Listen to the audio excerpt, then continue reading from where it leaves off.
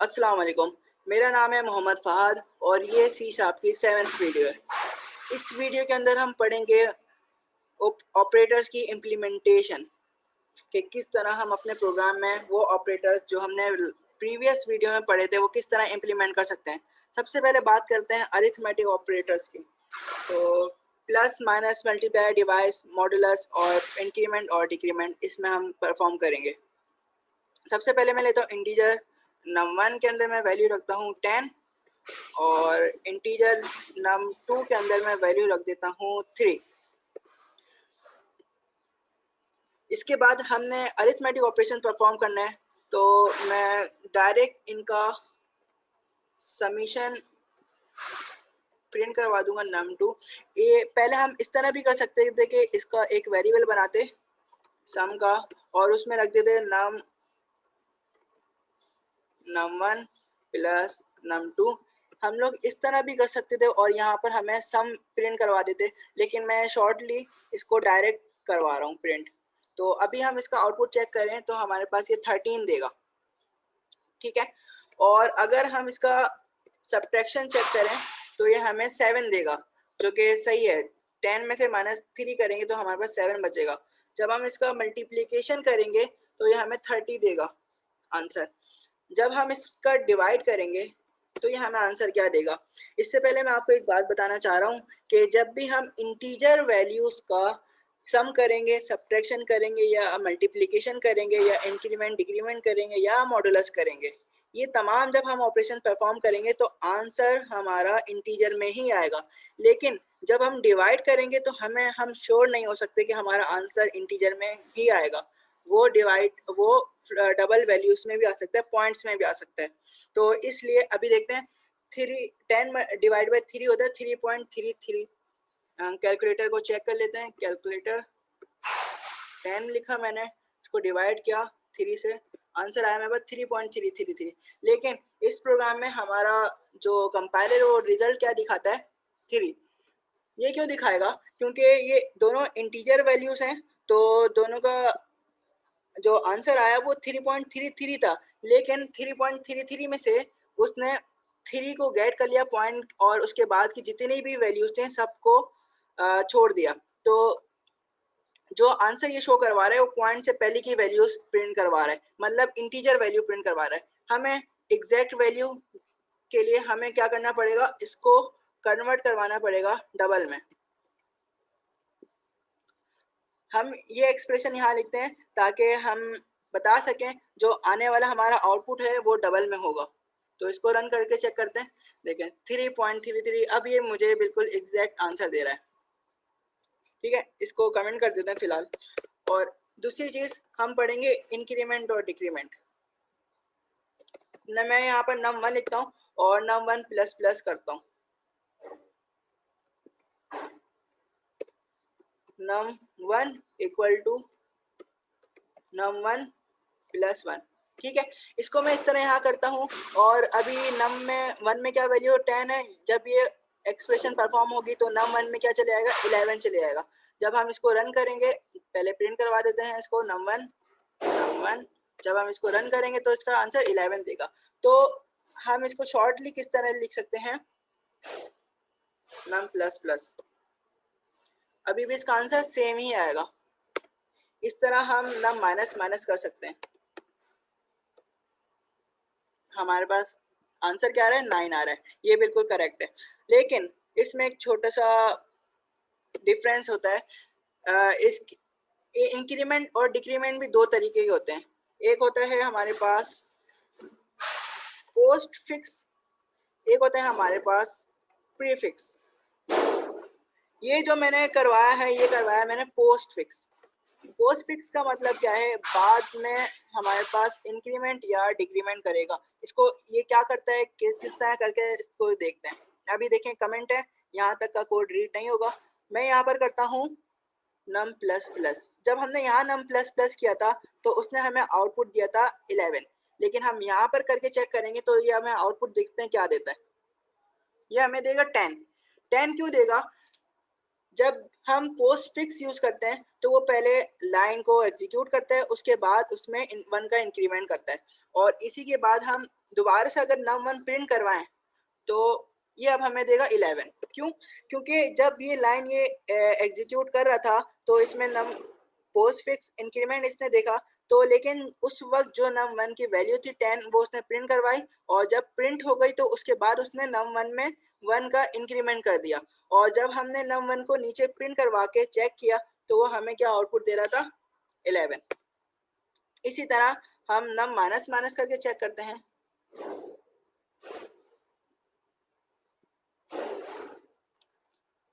देखें, पहले ये हमें 10 वैल्यू ही दे रहा है। ये यहाँ पर इसने क्या किया, पहले ये एग्जीक्यूट की ये कमांड, उसके बाद इसने क्या किया, नम में माइनस कर दी वैल्यू, और जब num1 को सिंपल नीचे प्रिंट करवाया तो उसने हमें आउटपुट दिया 9। तो इसको किस तरह हम अपने रन टाइम पे कर सकते हैं? हम लिखेंगे यहाँ पर प्लस प्लस num1। जब हम प्लस प्लस num1 करेंगे, इसका ये है प्रीफिक्स इंक्रीमेंट। प्रीफिक्स इंक्रीमेंट क्या करता है, पहले वैल्यू को प्लस करेगा 1 में और देन वो कमांड एग्जीक्यूट करेगा। देखें, इसने डायरेक्ट 11 दे दिया। इसी तरह हम अगर माइनस माइनस 1 करें, माइनस माइनस num1 करें, तो ये हमें क्या करेगा, नम में से पहले 1 माइनस करेगा, देन ये प्रिंट करेगा सिंपल 9। तो ये था इंक्रीमेंट और डिक्रीमेंट का कॉन्सेप्ट। इसके बाद हम पढ़ते हैं मॉडुलस।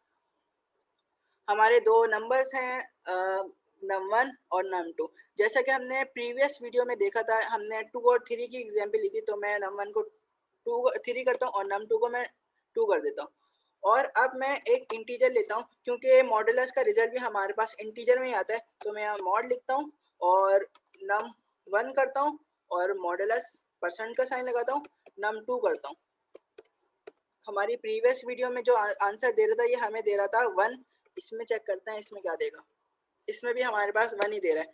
तो ये थे कुछ ऑपरेटर्स जिनको हम अरिथमेटिक ऑपरेटर्स बोलते हैं। हम सब इसको कमेंट करते हैं और नीचे चलते हैं। अब बात करते हैं रिलेशनल ऑपरेटर्स की। रिलेशनल ऑपरेटर्स क्या होते हैं? दो चीज़ों की कंपैरिजन जब हम कर रहे होते हैं तो वो रिलेशनल ऑपरेटर्स होते हैं, ठीक है। और वो हमेशा रिटर्न क्या करते हैं, बूलियन टाइप, मतलब बूल या ट्रू या फॉल्स। तो हम एक बूल का वेरिएबल बनाते हैं और उसको करते हैं रिजल्ट, ठीक है। हम क्या करेंगे, अब हम करेंगे ये कि हम num1 को चेक करेंगे कि num1 इक्वल इक्वल है num2 के, ठीक है। अब जो भी रिजल्ट आएगा, इस एक्सप्रेशन का जो भी रिजल्ट आएगा वो आएगा रिजल्ट के अंदर सेव होगा, या तो ट्रू या फॉल्स। हम चेक कैसे करेंगे, इसको प्रिंट करवा के चेक करेंगे। रिजल्ट को हमने प्रिंट करवाया, प्रिंट करवा के देखा, हमें फॉल्स दे रहा है। क्यों? क्योंकि num1 बराबर नहीं है num2 के, ठीक है। num1 3 और num2 2 है। अब हम यहाँ पर अब क्या करेंगे, नॉट इक्वल टू लगा देंगे। अब चेक करते हैं, अब हमारे पास ये ट्रू देगा। क्यों? क्योंकि हमने बता दिया है उसको कि num1 बराबर नहीं है num2 के। जो हमारी बात ट्रू एग्जिस्ट करती है वो जाके सेव होगी रिजल्ट में, और रिजल्ट हमारे पास प्रिंट होगा ट्रू। इसके अलावा हम चेक करते हैं num1 is greater than num2। इसको अब चेक करते हैं तो ये हमारे पास ट्रू देगा। क्यों? क्योंकि 3 जो है ग्रेटर है 2 से, तो और बाकी लेस देन चेक करें तो ये हमें फॉल्स देगा, ठीक है। और अगर हम greater less than and equal to check करें तो ये हमें फॉल्स ही देगा। क्यों? क्योंकि 3 जो है ना ही 2 से छोटा है और ना ही बराबर है। और अगर हम greater than equal to check करें तो ये हमें ट्रू देगा। क्यों? क्योंकि ना 3 जो है 2 के बराबर तो नहीं है लेकिन बड़ा ज़रूर है। हम अब क्या करने वाले हैं, इसको दोनों वैल्यूज़ को 3 कर देते हैं। अब इक्वालिटी हम चेक करें और हम जब इसको रन करेंगे तो ये हमें ट्रू देगा। क्यों? क्योंकि num1 अब बराबर हो गया num2 के। अब हम इसको क्या करेंगे, ग्रेटर देन चेक करेंगे। अब देखें, num1 जो है ग्रेटर नहीं है num2 के, num1 जो है ग्रेटर नहीं है num2 के, तो ये हमें रिजल्ट क्या देगा, फॉल्स देगा, ठीक है। क्योंकि ये कंडीशन हमारी फॉल्स हो गई। अब ये num1 num2 के इक्वल हो गया, ना कि ग्रेटर हो गया। अब हम इसको greater than and equal to check करते हैं। अभी हमें फॉल्स दे रहा था नहीं, अब हम इसको चेक करते हैं तो ये हमें ट्रू देगा। क्यों? क्योंकि num1 भले ही ना हो बड़ा num2 के, लेकिन वो बराबर ज़रूर है num2 के, इसलिए हमें ये रिजल्ट में ट्रू देगा। ये थे हमारे रिलेशनल ऑपरेटर्स। अब बात करते हैं हम अपने लॉजिकल ऑपरेटर्स की। num2 को मैं यहाँ से कंट्रोल एक्स करके नीचे ले आता हूँ, पेस्ट करता हूँ यहाँ कंट्रोल वी से। दोबारा से मैं बूल का वेरिएबल बना रहा हूँ और उसका नाम रख रहा हूँ रिजल्ट, क्योंकि हमारे पास जो लॉजिकल ऑपरेटर्स होते हैं वो भी रिटर्न क्या करते हैं, ट्रू या फॉल्स। रिजल्ट में मैं कर रहा हूँ 1 equal to 1 and 2 equal to 2। CW tap tap result. जब हम इसको प्रिंट करेंगे तो हमारे पास आंसर देगा ट्रू। क्यों? क्योंकि दोनों इसकी कंडीशन जो है दोनों ट्रू हो रही हैं। 1 बराबर है 1 के और 2 बराबर है 2 के। अगर हम इसको नॉट भी कर दें तो भी हमारे पास कंडीशन क्या होती आएगी, फॉल्स हो जाएगी। ये वाली कंडीशन हमारे पास फॉल्स हो जाएगी, क्योंकि मैं यहाँ कह रहा हूँ कि 2 बराबर नहीं है 2 के। जो हमारी जो कंडीशन है वो फॉल्स फॉल्स रिटर्न करेगी, क्योंकि 2 बराबर हो गया 2 के। इसको मैं ज़रा चेंज करके 3 कर देता हूँ, अब समझ आएगा ये। अभी हमें फॉल्स रिटर्न करेगा, क्यों? क्योंकि ये वाली जो हमारी कंडीशन थी ये फॉल्स हो गई और ये जो कंडीशन है ये ट्रू है। लेकिन इस कंडीशन का फ़ायदा नहीं है, क्योंकि एंड ऑपरेटर बोलता है जितनी भी कंडीशंस होंगी सबको ट्रू होना लाजमी है, जब भी मैं रिटर्न क्या करूँगा, ट्रू करूँगा।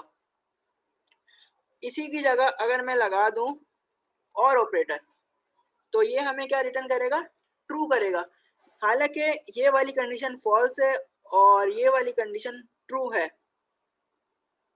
तो एक भी कंडीशन हमारे पास ट्रू होगी तो और ऑपरेटर रिटर्न क्या करेगा, ट्रू करेगा। तो इसलिए हमें रिजल्ट में क्या शो करवा रहा है, ट्रू शो करवा रहा है। ठीक है, अगर हम इसको ब्रैकेट में बंद कर दें और ऑपरेटर को, अभी इसका आंसर क्या है, हमारे पास ट्रू आ रहा है ना। अब हम इसको बंद करते हैं नॉट ऑपरेटर्स, तो नॉट ऑपरेटर में अब इसको रन करेंगे तो हमारे पास ये देगा फॉल्स।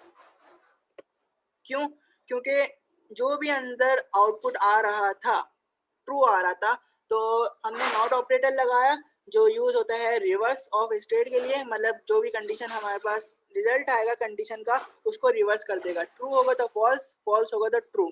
जब हम इसको रन करेंगे तो हमें फॉल्स देगा, और जब हम इसको एंड ऑपरेटर अप्लाई करते हैं तो ये हमें अभी एंड ऑपरेटर की जो रिजल्ट है वो फॉल्स होगा, क्योंकि ये कंडीशन फॉल्स हो रही है।